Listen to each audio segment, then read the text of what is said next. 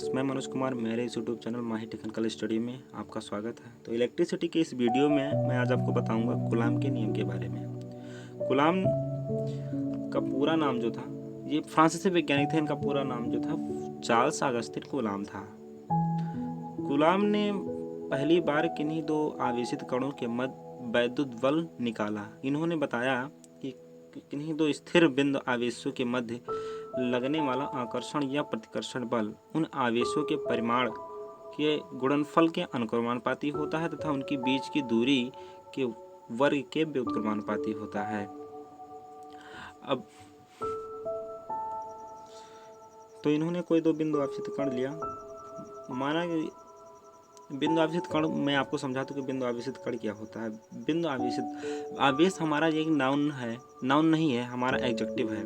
जैसे हम आपसे बताएं कि जाइए बाहर से कोई चीज़ ले आइए, अच्छी चीज़ ले आइए, तो अच्छी क्या है हमारा? अच्छी अब चीज़ का मतलब हो गया कोई अच्छा सामान होगा या अच्छी कोई वस्तु होगी। तो ठीक उसी प्रकार अच्छा जो हमारा आवेश जो हमारा होता है उस वस्तु पर लगता है। जो वह वस्तु क्या है, इतनी छोटी है कि वह एक बिंदु के रूप में है, तो उस पर लगने वाला आवेश जो हमारा होता है वो बिंदु आवेशित होता है। तो माना कि पहले बिंदु पर हमारा आवेश जो है Q1 है और दूसरे बिंदु पर हमारा जो आवेश है वो Q2 है तथा उनके बीच की दूरी क्या है, स्मॉल r है। तो कूलाम का नियम हम बताएंगे कि कूलाम का नियम क्या होता है। तो कूलाम के नियम के अनुसार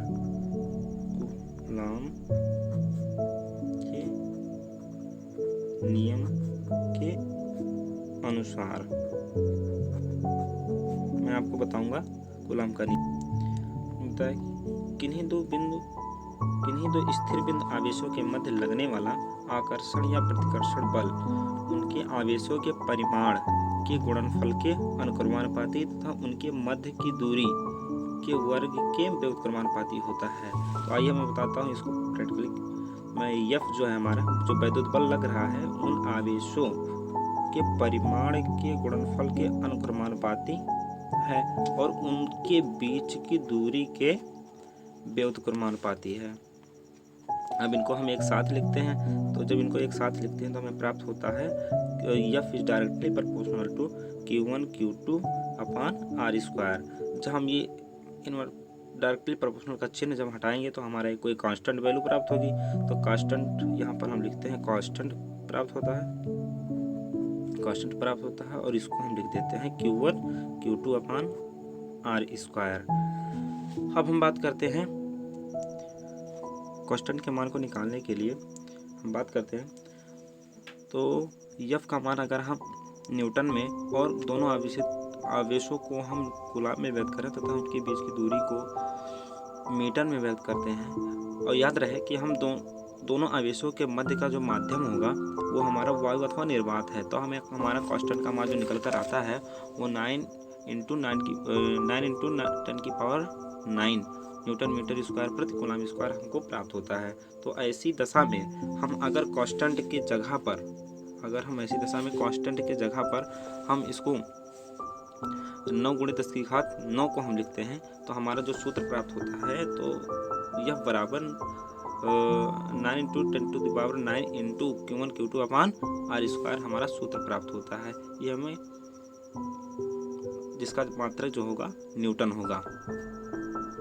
अब हम यदि 9 × 10⁹ न्यूटन मीटर स्क्वायर प्रति कूलाम स्क्वायर को 1/4 पाई इंटू एप्सिलॉन बोल सकते हैं या इसको हम एप्सिलॉन 0 भी बोल सकते हैं। दोनों का मतलब एक ही होता है। एप्सिलॉन क्या होती है, हमारी माध्यम की वायु अथवा निर्वात की वैद्युतशीलता क्या होती है। वैद्युतशीलता मैं आपको आगे बताऊंगा क्या होता है, फिलहाल आप समझिए क्या है। नाट का मतलब यहाँ पर है वायु अथवा निर्वात में व्यक्त करते हैं तो हमको प्राप्त होता है इतना मान। अगर इस एप्सिलॉन नॉट का हमारा जो मान होता है, एप्सिलॉन नॉट बराबर 8.85 इंटू 10⁻⁻12 कूलाम स्क्वायर प्रति न्यूटन मीटर स्क्वायर हमारा इसका मान प्राप्त होता है। अब हम बात करते हैं, अगर हम 9 इंटू 10⁻⁹ 9 न्यूटन मीटर स्क्वायर प्रति कूलम्ब स्क्वायर के जगह पर हम 1/4 एप्सिलॉन नॉट का मान रखते हैं, तब हमारा सूत्र जो प्राप्त होगा वैद्युत दोनों आवेशों के मध्य लगने वाला वैद्युत बल जो हमको प्राप्त होगा यह बराबर 1/4 epsilon not into Q1 Q2 upon R square, हमको ये सूत्र प्राप्त हो जाता है, प्राप्त हो जाएगा, जिसका मात्रा क्या होगा, न्यूटन ही होगा। अब हम बात करते हैं, जैसे हमेशा दो आवेशित कणों के मध्य एक ही माध्यम तो होगा नहीं, वायु अथवा निर्वात, इसके बीच में कोई और माध्यम भी हो सकता है। जैसे हम बात करते हैं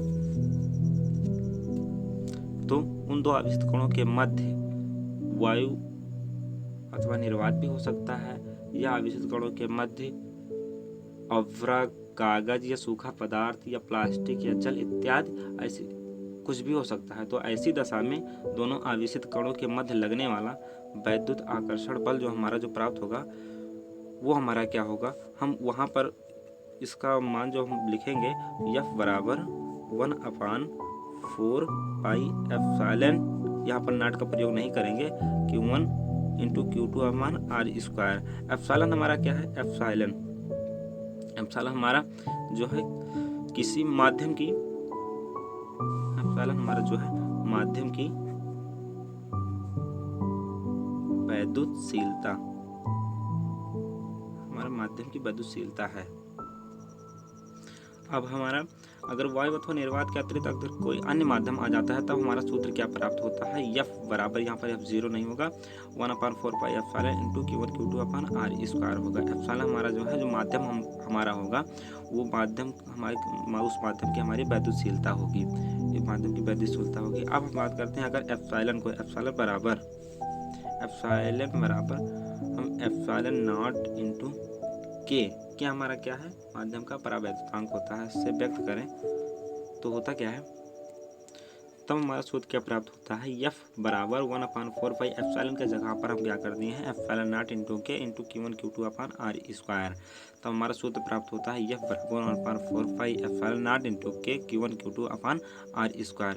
यही हमारा न्यूटन कूलम्ब का नियम है, इसका मात्रा जो हमारा होगा न्यूटन, ये हमारे कूलम्ब का नियम है। अब हम जानते हैं, अगला हम बताते हैं परावैद्युतांक के बारे में थोड़ा चर्चा कर लें। हम जानते हैं